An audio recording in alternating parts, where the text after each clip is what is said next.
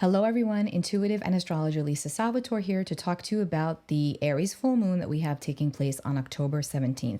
I'm going to get into the surrounding energies around this full moon, and I'm also going to tell you where this full moon will take place for you by sign. I've also posted a video with more of an explanation how you can locate and identify where the full moon or new moon will take place for you by your sign. So be sure to check that video out. It also explains how we have every single sign in our birth chart, because I do see that question come up quite often. So I go through that, and I also show you how you can find the degree of where a new moon or a full moon will fall in your birth chart. And that will be linked in the description box below, along with all of my information on where you can find me. Sessions, events, my newsletter, my weekly forecast, etc. All of that will be linked in the description box below. I am recording this video. It is October 9th. And I cannot stop thinking about our friends in Florida. For all of you that might be in Florida, have friends and or family in Florida, I'm not only speaking for myself when I say that we are all praying for you, we are with you. This is a good time to mention, energetically speaking, we are all connected. So if you have been feeling particularly heavy the last few weeks, maybe even slightly depressed, anxious, or like you have a pit in your stomach or in your soul and you don't know why, or well, you might know why, but you just can't shake it, just know that even if you are not in any direct area of impact, we all feed off of one another energetically. We are all intuitive beings and we are all connected. Our hearts and souls will hurt for others. So if you're in Michigan, you're going to still feel the effects and the energy of what's going on in Florida. It doesn't matter the distance. In another country, you'll be feeling the effects. Energy is energy. Energy is everything. That's why it's so important to send out positive thoughts, love, vibes, and intentions, prayer to those, to all of us. We all need it, right? But especially to those that are in the more critical situations right now, such as Florida, such as Western North Carolina. It's a lot right now. It's very heavy. And if you identify as an HSP or a highly sensitive person, you might be feeling very overwhelmed right now, very achy, very tired.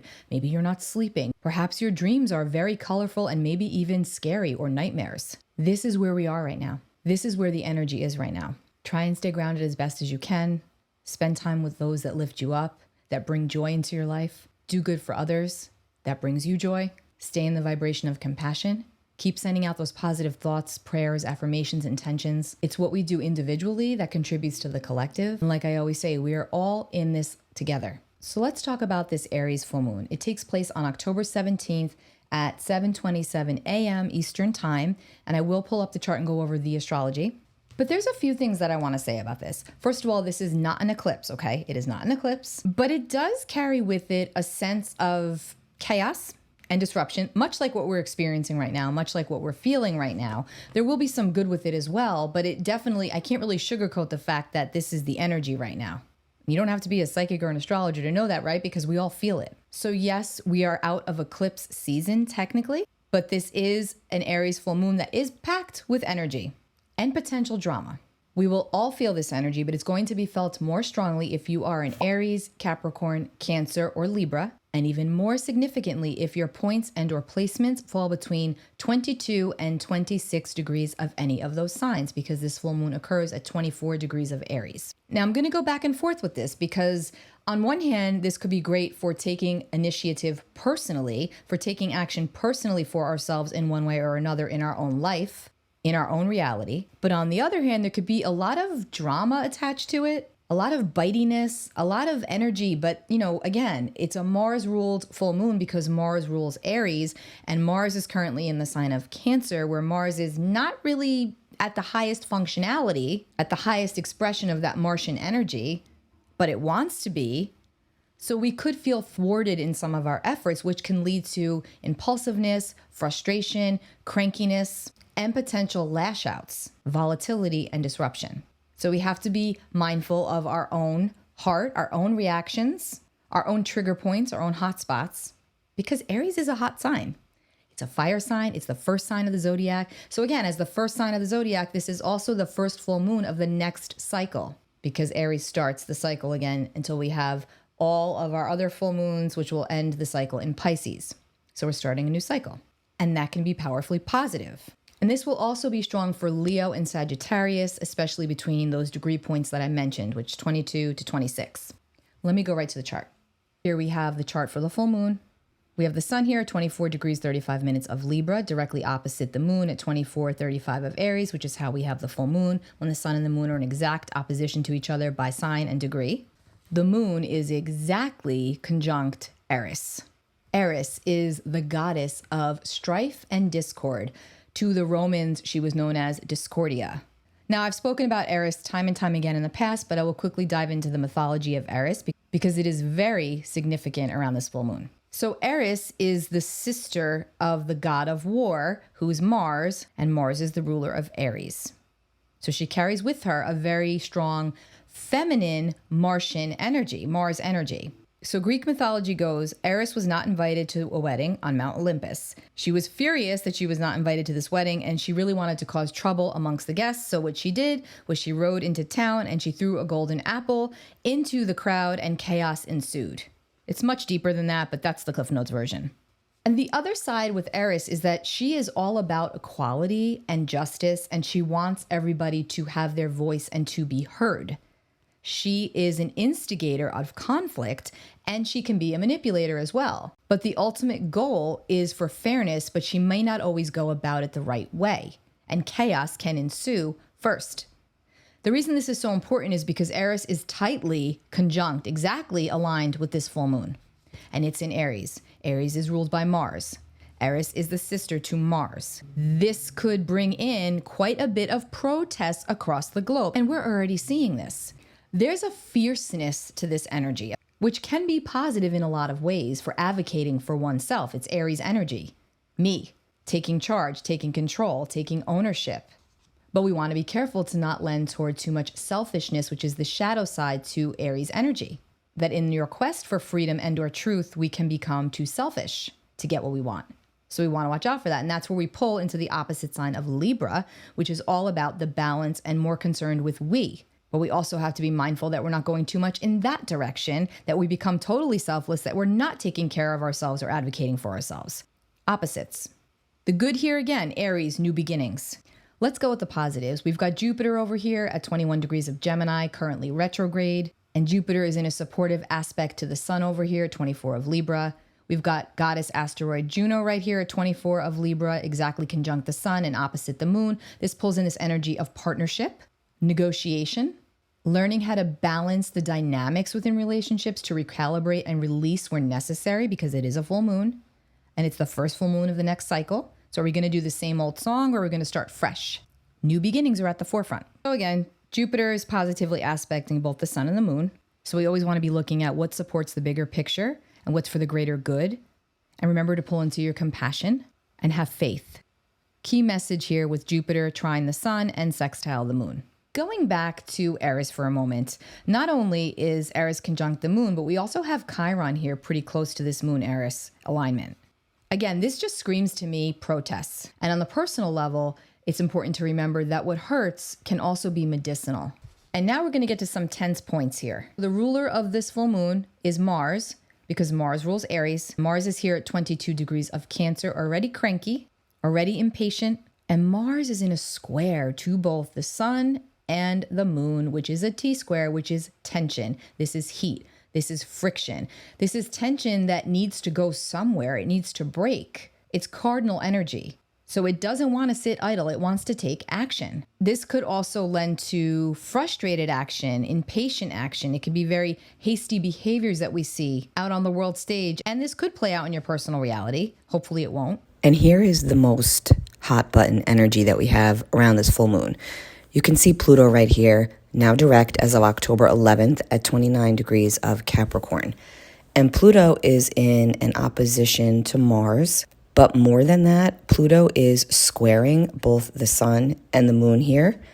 That is a cardinal T-square. And what makes this even more significant is that it's at that 29th degree, the anaretic degree, which means that the energy of this planet is going to be really ramped up at this time and ramping up over the next 5 weeks, as Pluto is wrapping up his last 2 decades in the sign of Capricorn. Now, I have done a full reading on Pluto. I will link that in the description box below because there is so much to say about it. But this can and will likely be indicative of upheavals and overturns, a lot of exposure taking place. We're already seeing this play out. This is going to be everywhere, but particularly strong for the USA, particularly strong for the world stage, for corporations, for banking. And then personally, it's like as if we are walking through the fire, metaphorically speaking, one last time as Pluto wraps up his stay in Capricorn. And if you are a Capricorn, Cancer, Aries, or Libra, I'm sure you are very much ready for Pluto to vacate this area, this sign. But this T-square, Pluto squaring the sun and the moon, this is tension at its finest, and it is cardinal energy. So this is tension that wants to break, that is looking for the break. It's all about action. But again, it's a clashing aspect, a clashing of wills. And this is a very volatile time that we are under, and this particular full moon does carry with it quite volatile energy. So just exercise caution is what I would say. And just know that not everything will go according to plan. Transformation is the name of the game on all fronts. It's important to remember that not is all as it seems right now. It's important to stay vigilant and aware. I also want to mention the weather. I mean, I've been saying this way before, I've been saying this for a while. The weather has been very wet, increasingly unexpected and chaotic. And around this full moon, it isn't any different. As we move towards the end of October, it wouldn't hurt to just be a little bit more prepared. Give yourself 1 week's worth of batteries, for example, peanut butter, some sort of non-perishable food, just in case. It doesn't mean that anything negative is going to happen. It's just about being prepared. These storms are very erratic, and I don't think that's going to change. Unfortunately, I think that's only going to be exacerbated through the end of this month and going into early November. And that's right in time for an important time, a very important time here in the United States. We also have Venus at the 29th degree of Scorpio at this full moon. 29th degree is the anaretic degree. It's crucial. It's where things really start to turn, come up, climax. It's a full moon, same thing. It's in Scorpio, secrets coming to light. Now, this could be a strong energy of a legal matter in your life that gets turned over and karma gets sorted. So there could be something very positive here that gets sorted out, something that involves a contract, a negotiation, something legal. On the other side of that, we can see this play out collectively, legal matters. The sun is conjunct Juno, opposite the moon, which can also just pull in partnership drama, betrayals. What can you move on from? Is it the same old song? Do you need to make a change? Do you want to make a change? Do you need to make amends? Do you want to make amends? All of this will be coming up into question with one or more important relationships in your life. So again, tension, pressure, but diamonds are made under pressure, right? We need the pressure to break and to pop so that we can let the healing in, so that the good can come in. Maintain a healthy outlet for your energy, especially if you're Aries, Libra, Capricorn, Cancer, because you will likely feel much more frustrated, ramped up around this full moon, leading up to it especially, which is basically like now. And of course, Pluto is now direct over here at the 29th degree, bringing it all up from the trenches, the exposure, the truth, the taking down of the old and outdated systems to bring forth the new, which is extremely challenging because we don't know what that new is yet. If you work with gemstones or crystals, the ones that I recommend for this full moon are carnelian and blue lace agate. And I have a recommendation. I'll put it at the end of the video. It's also linked in the description box below for Otter Spirit. But carnelian is a beautiful orange stone. It's associated with the sacral chakra, which is all about our creativity and our physical energy, our vitality. So this will support us with courage and strength and also protection of our energy. And it helps us to balance our physical energy and also our emotional energy, which we can all use around these times. Blue lace agate I chose as it's associated with the throat chakra, and it's very supportive in expression, communication. It's also very soothing and calming. It assists us when we have to speak truth or speak things that are challenging for us. And it helps bring a sense of compassion to any situation. Now I'm going to quickly just go through where this full moon will fall for you by your sign, by your rising sign, but always check your chart. And again, I've got a great video, quick video down below that will explain a little bit more about that. And then I also have a free download to the houses of the birth chart. You can grab both of those in the description box below. Then I have other more detailed content on my website. Aries, this is your full moon. It takes place in your first house. It's illuminating yourself, the sense of self, your essence, your energy. It's all about you. It's how you portray and present yourself out into the world. You could be rewarded and or recognized for your efforts. Just make sure that you're being honest with yourself. This is a pretty personal full moon for you. And a lot could be coming up about relationships as well. Taurus, this full moon is going to feel very personal for you and likely behind the scenes. This could pull matters around your spirituality and your physicality into question. How do you take care of yourself? How do you recharge your batteries?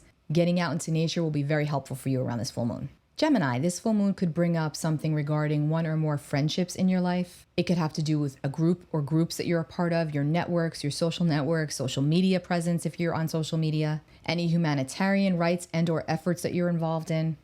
Something around these areas could be coming up for you for illumination, for reflection around this full moon. Cancer, for you, this could have something to do with your career, your work out in the world, and or your status, your reputation, what you wish to accomplish. What are your accomplishments?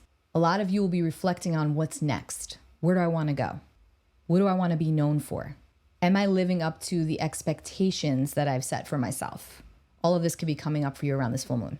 Leo, this full moon is going to bring matters around growth and expansion for you, especially where it comes to your views on life, especially your political views, your spiritual views.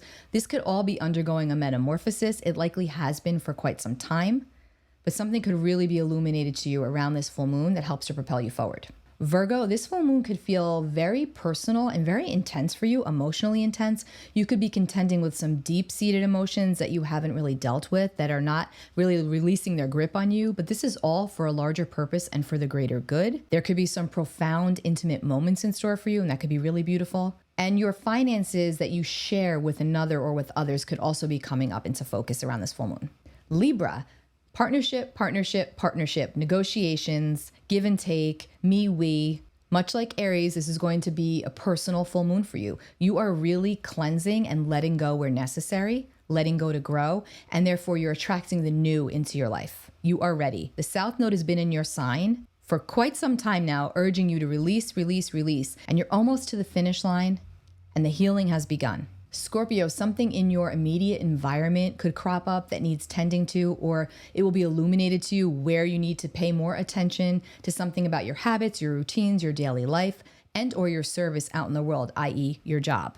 Be sure to try and prioritize your sleep around this full moon. Sagittarius, around this full moon, something regarding one of your children or children in your life, your creative projects and or energy could come to fruition. You could receive a nice leg up or a piece of information that helps to move you forward, where you might have been feeling a little bit stuck. Even with some tension present, I feel like this is going to be a pretty positive energy for you to help to move you forward and start fresh. Capricorn, how is your emotional world? That is what's going to be coming up for you around this full moon. The balance between your personal life and your professional life, your private life, your life outside of the home, and the balance between the two, something could crop up for you in these areas of life. Some recognition, some reflection.